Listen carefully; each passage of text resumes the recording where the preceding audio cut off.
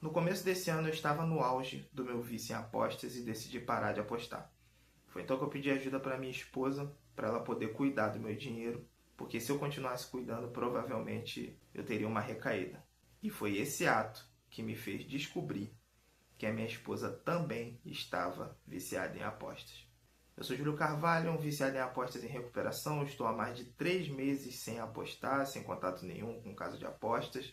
E eu vou contar essa história aqui porque eu creio que existem muitas famílias passando por isso, onde o vício ele se infiltra na nossa vida e fazem uma destruição que só quem está passando sabe como acontece. Se esse vídeo te ajudar de alguma maneira, peço que deixe o like para que mais pessoas possam ser alcançadas por esse vídeo. Considere se inscrever no canal, aqui eu trago muito conteúdo a respeito do vício em apostas. E vamos lá para essa história. No começo do ano, eu estava no auge do vício, apostando muito, perdendo muito dinheiro, e eu decidi parar de apostar. Foi então que eu pedi para minha esposa para poder cuidar do meu dinheiro. Eu sou motorista de aplicativo, então todo o dinheiro que eu fazia, eu combinei com ela o seguinte: eu trabalho o dia inteiro, ao final do dia eu te transfiro todo o dinheiro que eu fiz trabalhando e você vai guardando ele. Você não me transfere ele em hipótese nenhuma. Mesmo se eu te pedir esse dinheiro para alguma coisa, você me peça a comprovação disso que eu estou pedindo. Exemplo, se eu precisar do dinheiro para comprar uma peça para o carro, você me pede a comprovação que eu vou fazer essa compra e vá além. Não transfira esse dinheiro para mim.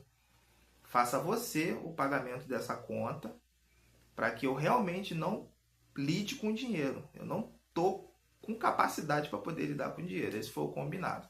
E foi isso que eu fiz. Todo o dinheiro que eu fazia, eu transferi imediatamente para ela. E ela cuidava do dinheiro. Isso durou uma semana. Deixar claro aqui, nessa época, a minha esposa estava desempregada. Ela não tinha nenhuma fonte de renda.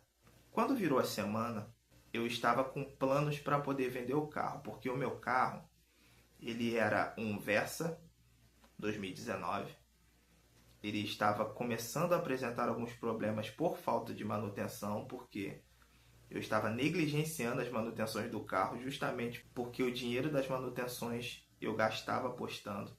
Então o carro estava com muitos problemas. E eu decidi vender o carro. Então eu ia dar o carro de entrada, né, a preço de banana, vocês sabem como é que funciona, numa loja. E ia pegar um carro mais barato, com uma manutenção mais barata, para poder assumir uma prestação e me livrar dos problemas do carro, né, do carro antigo. E eu falei isso para minha esposa, falei, olha só, a gente precisa, né, segurar um pouco aqui as coisas em casa, que eu vou trocar de carro, estou juntando esse dinheiro aí para uma eventualidade. O carro, graças a Deus, era quitado, então eu não tinha gasto com prestação. Então ficou combinado dessa maneira. Só que alguma coisa na minha cabeça me dizia que tinha alguma coisa errada. A minha esposa, ela tem problemas com o jogo também. Ela tem problemas com o jogo do aviãozinho, o Aviator. E foi ela que me apresentou o jogo.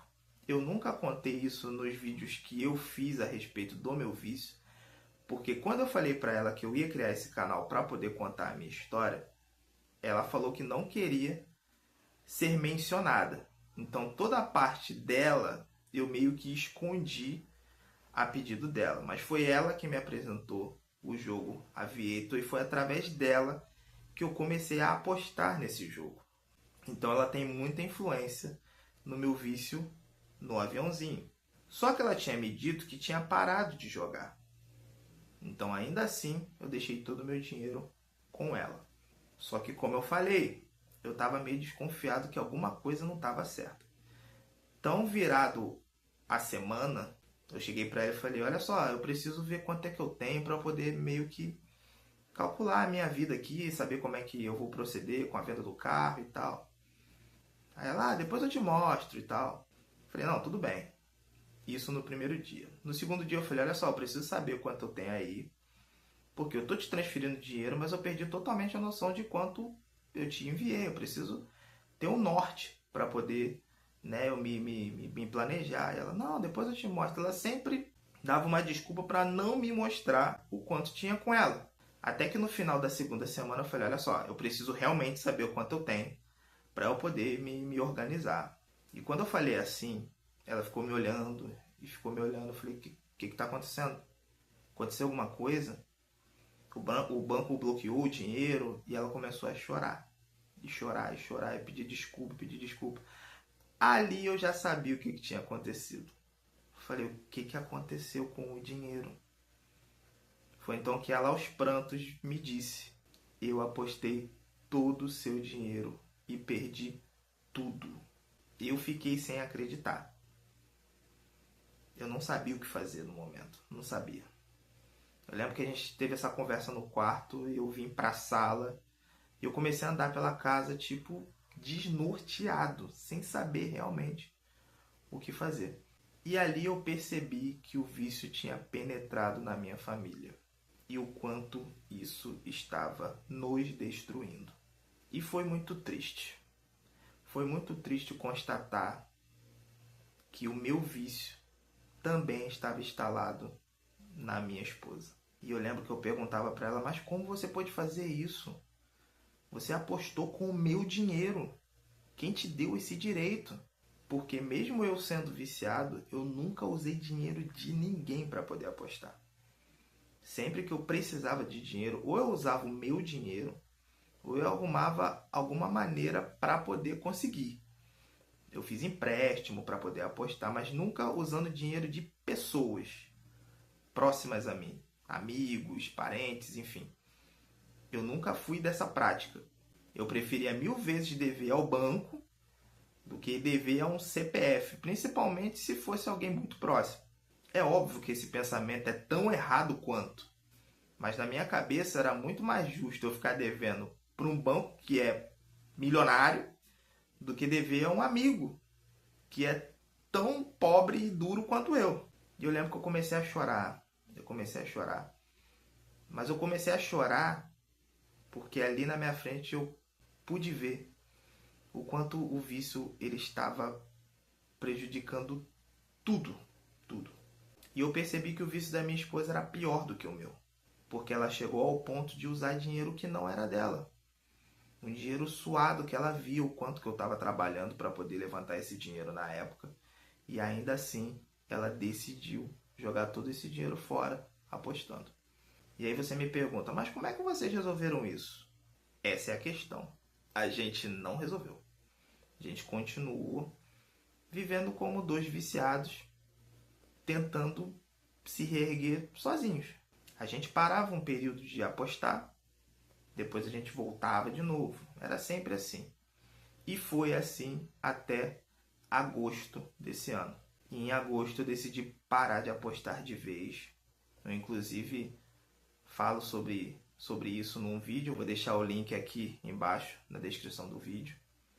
E desde agosto eu parei de apostar definitivamente. Quanto à minha esposa, ela continua com a cabeça de viciada.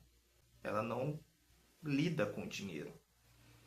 Então, eu vou ser muito sincero para vocês. Eu não sei como ela vai lidar com isso agora, porque graças a Deus ela voltou a trabalhar, conseguiu um emprego. E de fato eu não sei como ela vai lidar com isso. A gente conversa bastante.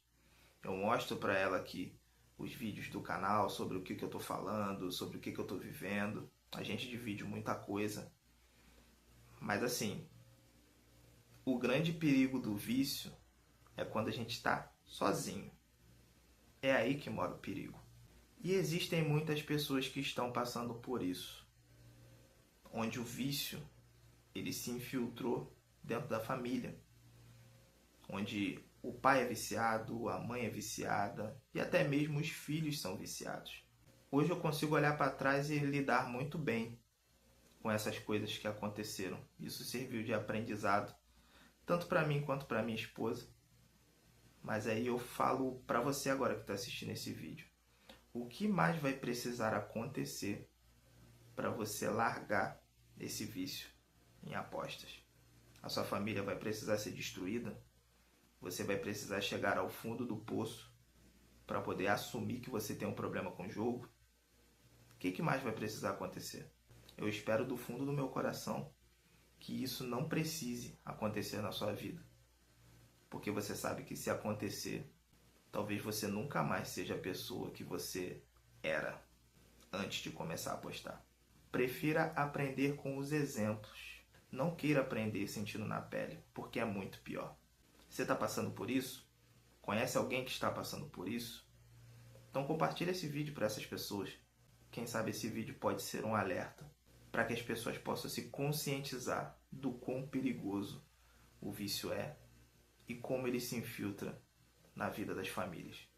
Muito obrigado por ter assistido até aqui e até um próximo vídeo.